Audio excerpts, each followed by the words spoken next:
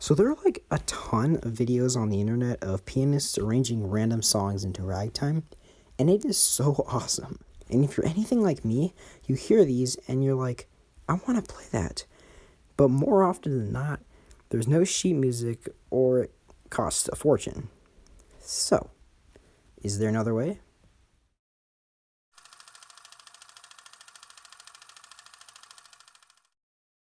First of all, you need a song.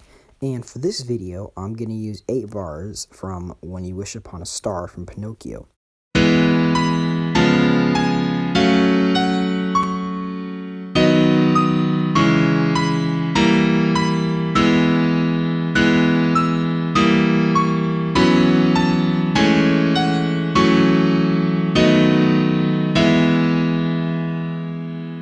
It's easiest to start with a simplified version of the song, and methods of finding these can be things like synthesis videos on YouTube or the dozens and dozens of sheet music websites that are online. But if your targeted song has none of those, then you can play by ear, but that's kind of a completely different topic.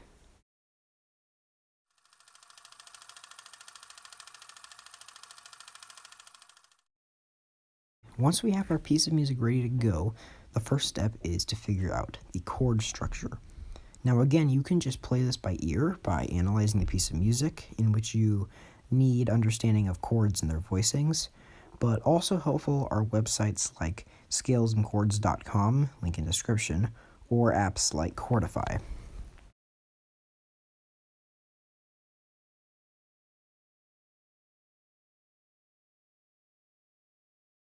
So once we have our chords laid out, we can start forming it into the bass structure that is so recognizable with the ragtime style. And if you don't know what that is, it's basically the kick and snare type sound like this.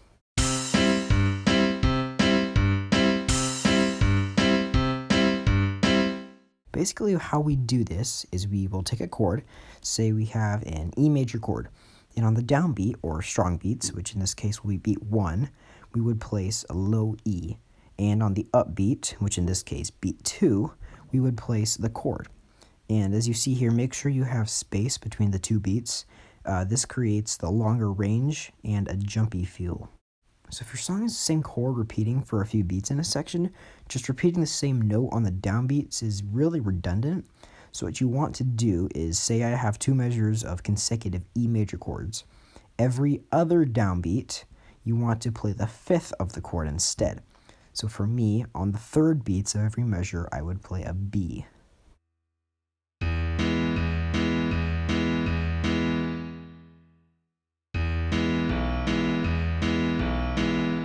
If you want to take the bass another step forward, you can shape the bass line better by having some downbeats be on the 3rd or even the 5th or 7th or 9th of the chord. But you'll have to experiment with this a lot.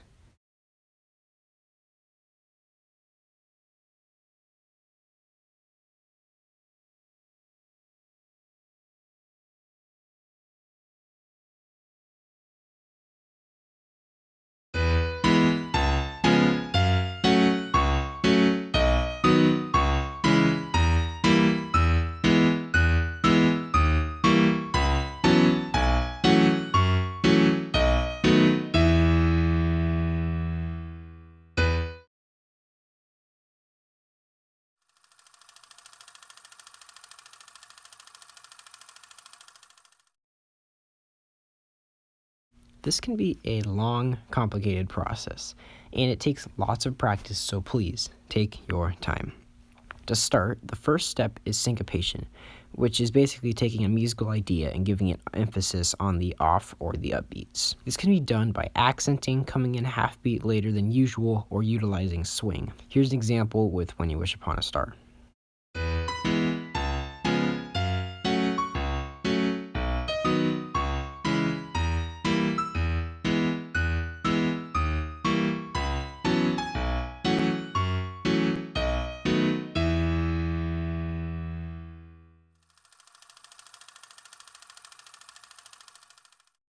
This melody we've created sounds actually kind of good with the bass, but we can improve this so much more.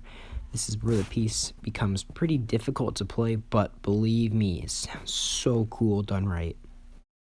The first thing you really need to do is you need to figure out which melody notes need to be emphasized and which ones don't. For me, this song is a bit slower and each note seems to have a lot of impact, so I am actually going to put more emphasis on almost all of the melody notes.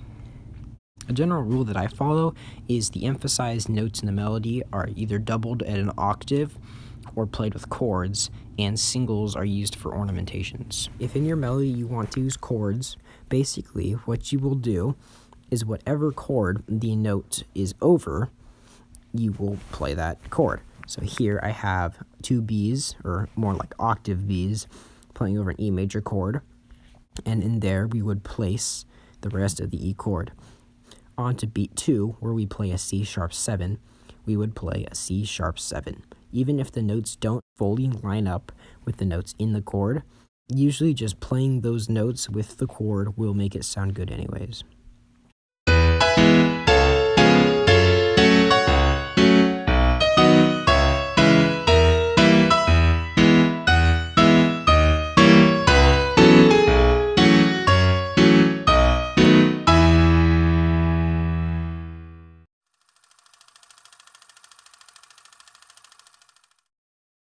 This last step adds a lot of extra pizzazz and fun to the piece, but it is optional, all things considered.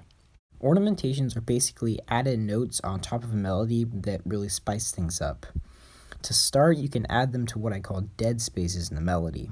These are basically where the main melody notes have been played and it's either being held over or there is a beat or two of rest. To simplify, basically I place ornamentations where the bass is the only new music that is being played. An easy form of ornamentation is arpeggios. Take here, we've played the main melody note and the next two beats are just holding the note. So what we can do is add an arpeggio. Since this dead space is over an E chord, we'll arpeggiate, an E chord.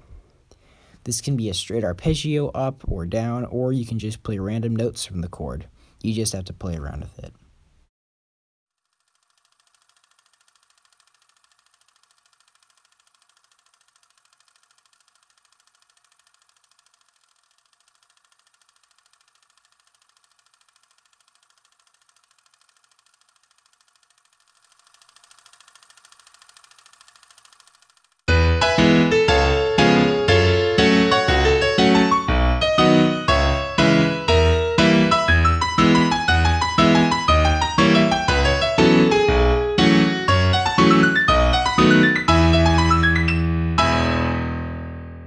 Thank you for watching. I really hope that you learned something about music. This is a very fun thing to do, and done right, it sounds so amazing and it's just so fun. I hope to see you in a future video soon.